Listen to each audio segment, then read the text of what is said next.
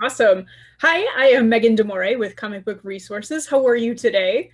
Doing great, Megan. How are So you? good, Megan. I'm doing well, thank you. So, I wanted to start out by asking about your characters. We get a little bit of an introduction to them, but if you say had to introduce these people to your friends, like you're bringing them along for like a night out on the town, what would you tell them? Like, what would you tell them about your friends? Sorry, tell them about your character. And Jasmine, I will start with you.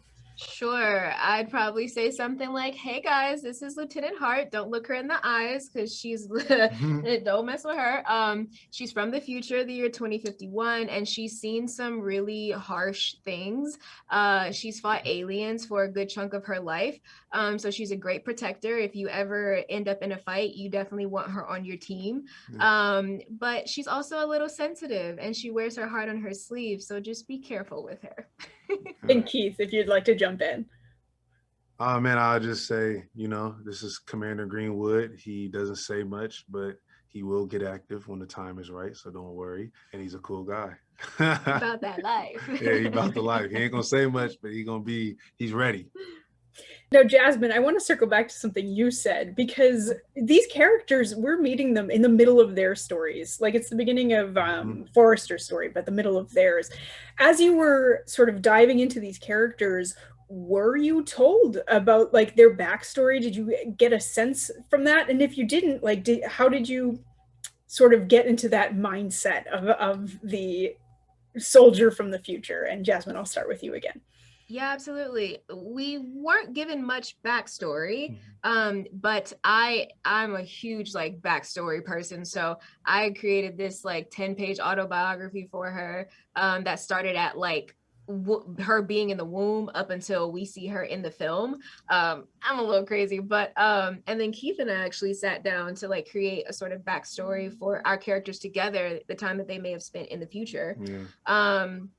So that was really helpful, and I think it was important for me as an actor to come in as Lieutenant Hart when we do see her with all of the future or the her experiences from the future readily available, and that like emotional turmoil of being in this war and leaving her loved ones behind, not knowing if she's ever going to get back to the future. I had to carry all of that with me just to start the film where you see her. And Keith, if you could contribute as well. No, yeah, definitely. Like Jasmine said, we met and talked about the backstory. Of course, some stuff was like cut out the script, so you weren't able to really dive into the character's backstory as much as you wanted to. But I think it's good to just have that. It's just good to play off of and have that anyways because it just gives your character life. And the good thing about backstory is you don't need all of it, but it's good to be there and you could pull whenever needed. Yeah. And I think that's what's really important. You going into a film just, with a game plan per se. Yeah. Could you offer like a little glimpse of the things that you guys were talking about, like the backstory that you guys crafted? Would you be willing to Yeah. share that, Jasmine? Yeah. Yeah, I mean, why not? Yeah. I Yeah. mean, our characters were together. They were married in the future.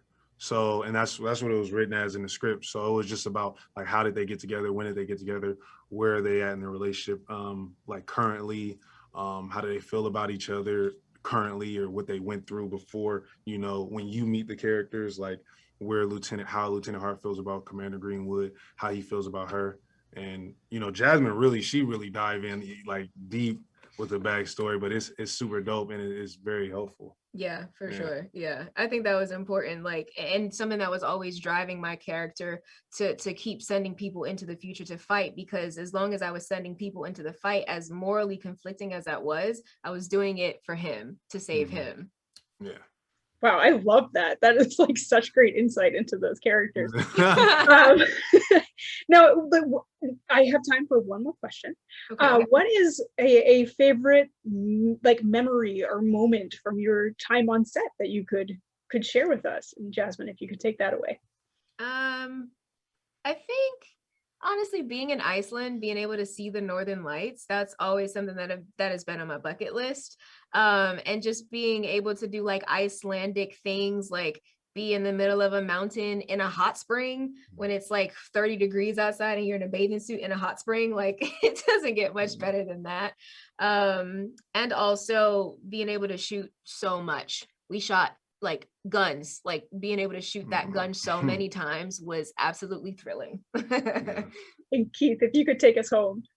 Yeah, I mean, dude, I was really in love with just going to set, putting on my wardrobe, and then when you like going to the trailer, putting on wardrobe, then when you get to set, like how they prop you up, you know, put my utility belt on, my dog tags, you know, we had our wedding rings in there as well, our watches, just stuff like that. It felt like you were going to war, like, okay, it's time to go. That was such a good feeling. That's why we do this and that's why we love it. Yeah. Awesome. And that is all I have time for today, but thank you so much and good luck with the rest of your junket. Thanks so Thank much you for your so support. much. Have a good Appreciate day. you.